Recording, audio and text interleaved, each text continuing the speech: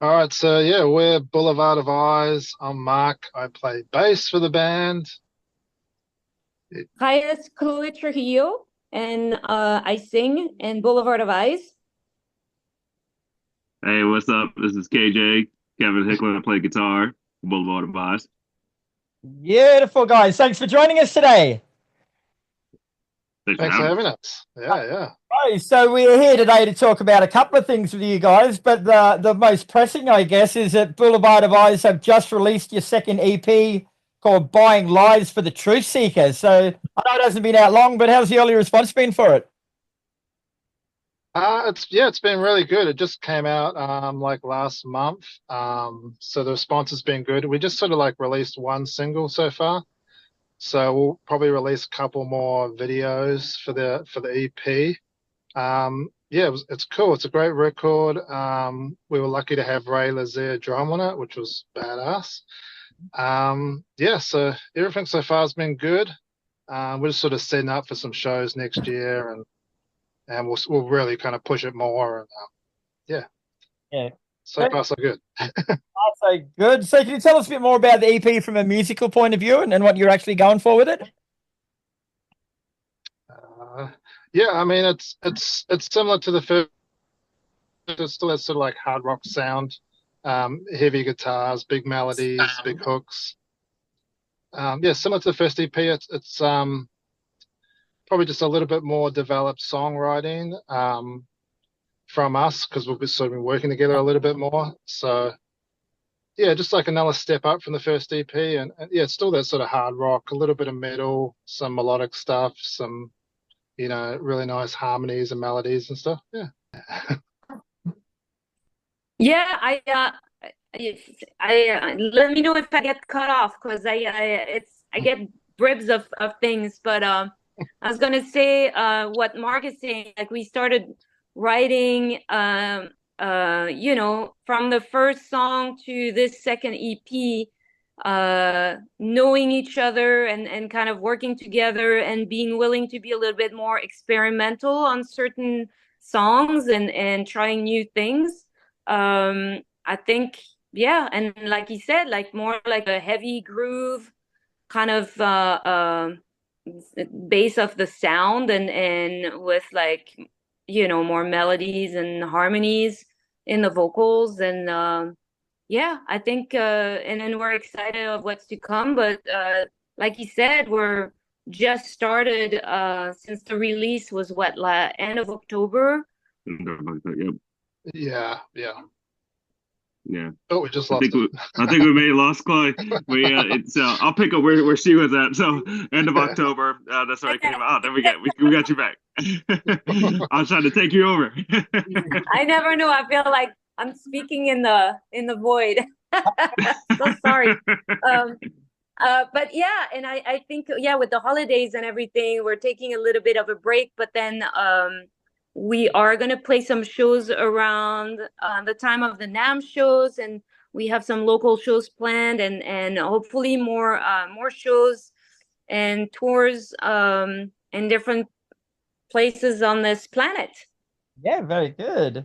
Now, I suppose this is more for you, Chloe, but your sound essentially, like it features everything from there's metal, there's rock, there's blues, there's gypsy in there, there's melodies, harmonies, even you've been known to go into the rap side of things a little bit sometimes. But where does all that come from and how difficult is it to put it all together? Because on paper, that shouldn't work, but when you listen to you guys, it comes together well. Well, thank you, first of all. I think it's I don't know. It's kind of like also part of I mean for me it's part of being willing to do stuff without knowing what the outcome's gonna be and kind of experiment that way and pick and choose what works best. And I think just going along with the creative process. um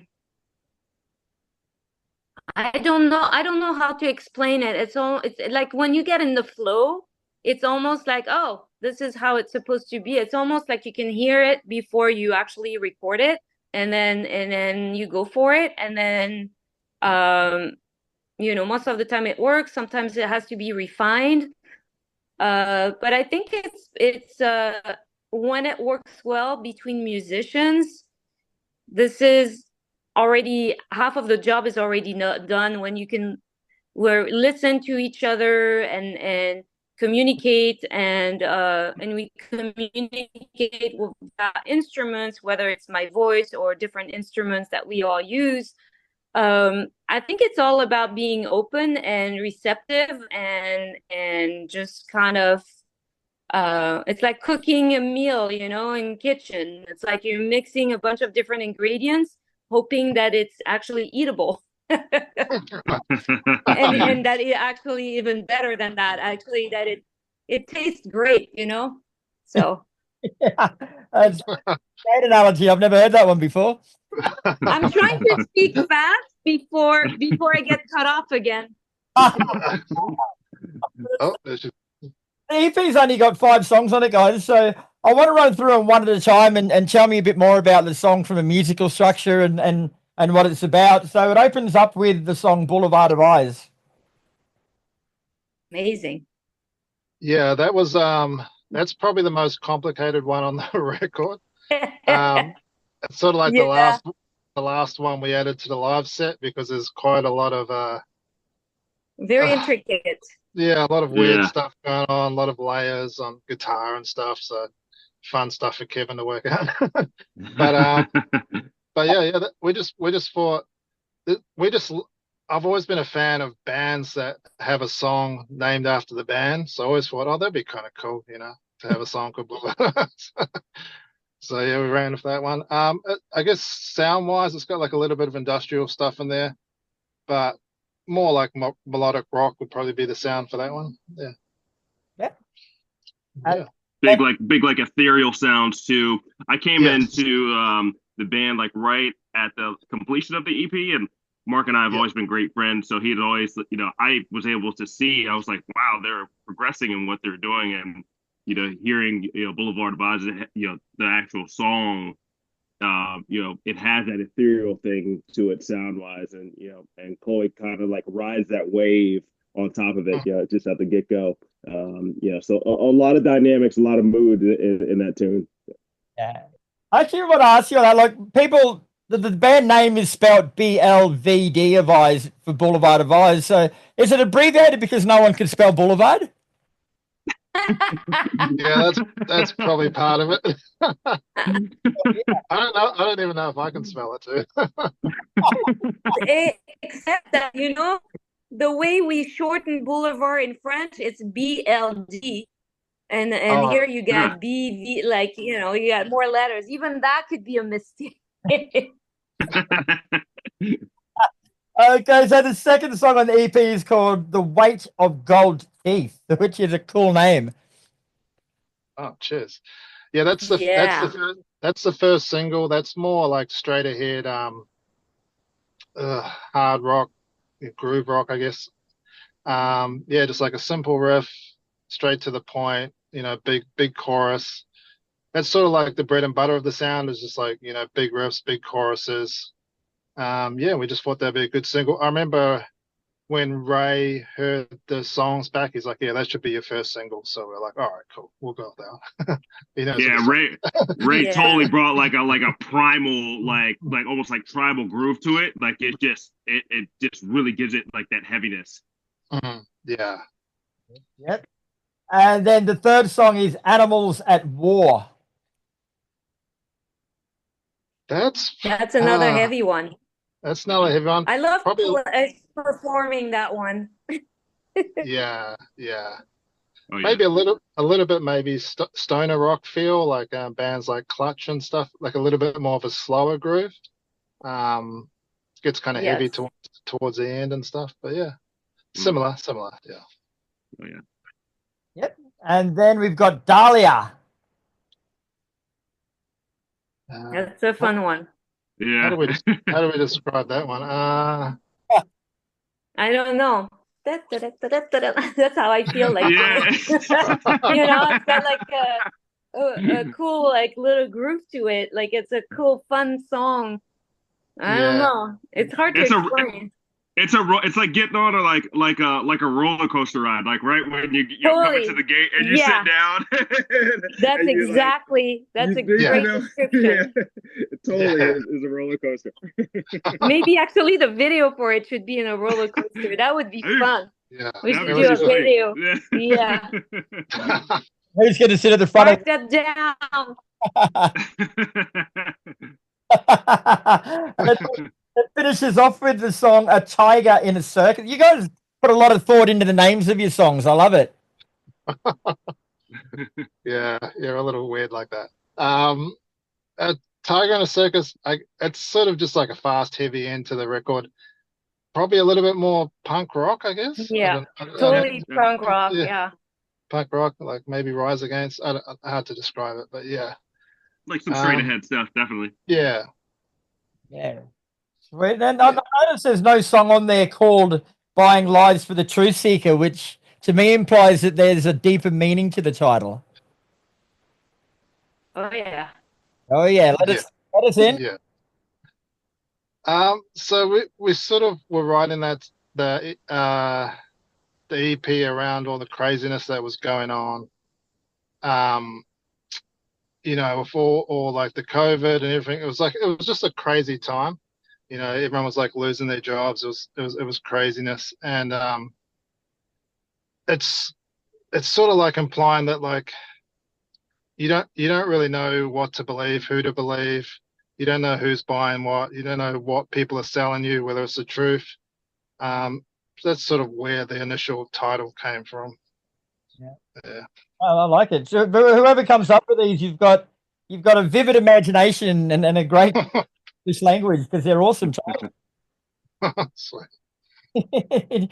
So, for the benefit of those who may be new to Boulevard of Eyes, so tell us a bit more about the band. Like, introduce yourselves and give us your musical pedigree. Sure. So I'm Mark Dalbeth. Originally from New Zealand, then I moved to Australia, and I was in the band Balacera, and that was how I ended up in America. And so I was here for a few years, and then that's when I met Chloe, and then we started the band. Yeah. Nice. Yeah. Chloe, your take. Okay, I'm gonna try not to be cut off by the internet. I'm always afraid. That's why I'm not speaking much, because I'm afraid to be cut off. Anyway, I'm Chloe Trujillo, and I'm originally from Paris, France. I moved to the US through an audition that brought me to New York first, and that's how I got my first visa for the US. And then from New York, I moved to LA, and I was part of different musical projects over the years. And I met Mark after playing a show, actually. And then we started collaborating. And that was a solo show. So it was, just my own project. And we started collaborating on one song. And now we're at second EP and with Boulevard of Eyes. Very nice. And the gentleman left. KJ, Kevin Hicklin, guitar player, originally from Northern Virginia, just outside DC.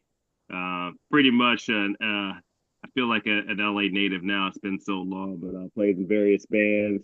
I met Mark, years ago, just collaborating, different projects, sessions. We always stayed in great touch. The last notable band I was playing with was Weapons of a New from Tampa. But like I said, it's just been a great, unique experience, coming into Boulevard, because I felt like I kind of got a sneak glimpse as everything was developing. And, when I got the opportunity, I absolutely jumped, and it's just been just amazing. Super excited about, where we've gone as a band and where we're going to. So, yeah.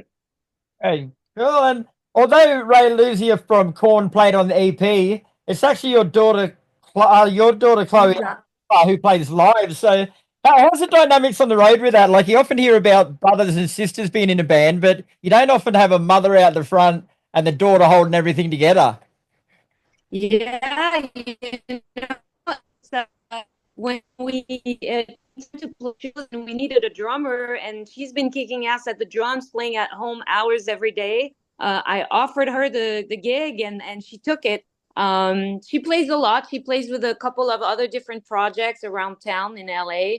And she loves it, and it creates an extra layer of connection, you know, being mother-daughter. And I feel that I treat her as a fellow musician when she's playing with us. It's not like, you know, it's just lots of respect and also, of course, a lot of pride to see my daughter be, you know, with me and just playing and then kicking ass and all that stuff. It's you know, it's good.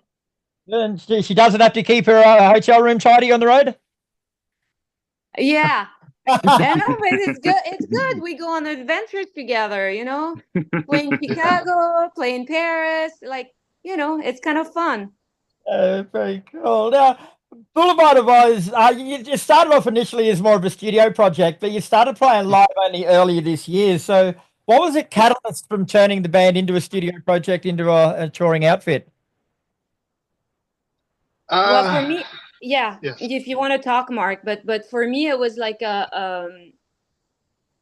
know, it evolved and because you didn't know, because we all did this during the lockdowns and everything, where we wrote all the songs. We didn't know if any band could ever perform again at gigs, you know, or like, are we going to be able to play live and all this? So it's been such a great time and a relief to be able to play live shows. And it was just Mark and I in the beginning.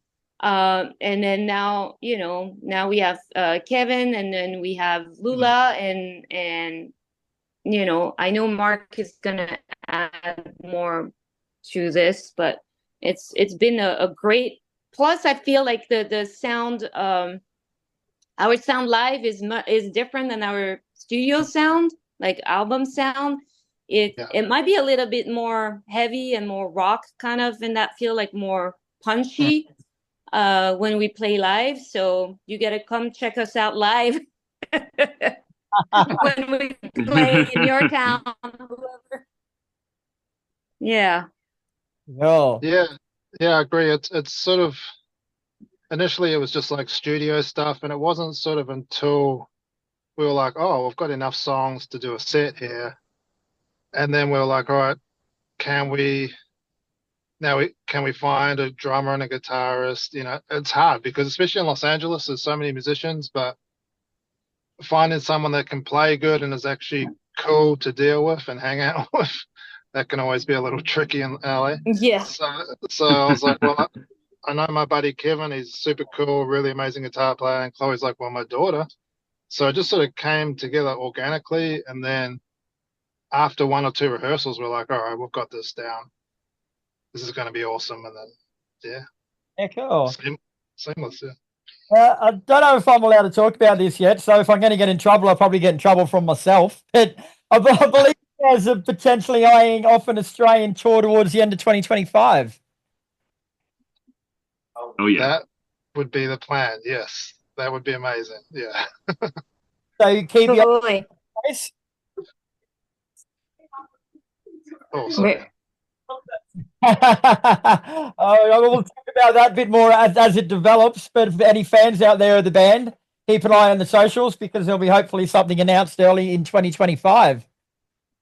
Yes, I can't wait. Yes. And none of the band, apart from obviously myself, have been to Australia. So yeah, we're so excited. They're a little Super bit excited. Worried about the jumping spiders and the drop bears and etc. The wombats. Show me some wombats and some kangaroos. Tour guide as well, am I? Yes. Now, before I let you go, guys, I've started a new segment up called Photo Bomb, where basically I troll through your social media before I chat with you, find a couple of photos that I want to talk more about. So, the first one I've found is this one. I'm not even going to try and guess what's going on there. Oh yeah. Actually, you know what's funny? That might have been just after that barrel dropped. Didn't that Was barrel leak? filling. What was Yeah, it was leaking. it So was like leaking. it was crazy. So like every time like me and Mark would start rocking, I looked over and then like it was like those like old country western things where like it was like the water would come out like kind of on beat. And I think the thing like just eventually started leaking all over the place. Yeah, it started splashing on Lullah's drum kit, and I was like, "Where's the water coming from?" And we It's were not like, raining. "Okay." Is that for a film clip, is it? Yes, yes, that's for the first single, Weight of Gold Teeth. Yeah, You can find that on YouTube, yeah. Yeah. Guys obviously look like you have a lot of fun dressing up and doing things like that. so much fun. Yeah. It's Uh, amazing. the other one I came across with was this one here. It looks like a pretty cool place for a photo shoot. Oh Oh, yeah, this is an that's abandoned house.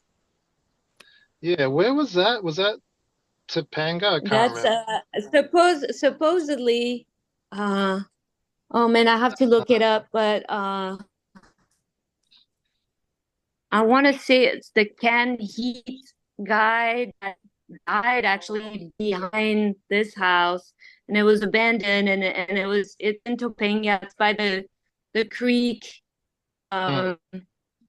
and it's nowadays everybody just there's just a graffiti kind of place, and yeah, we had fun shooting that day. I remember climbing. There was a lot of climbing and going over bridges and Yeah. yeah.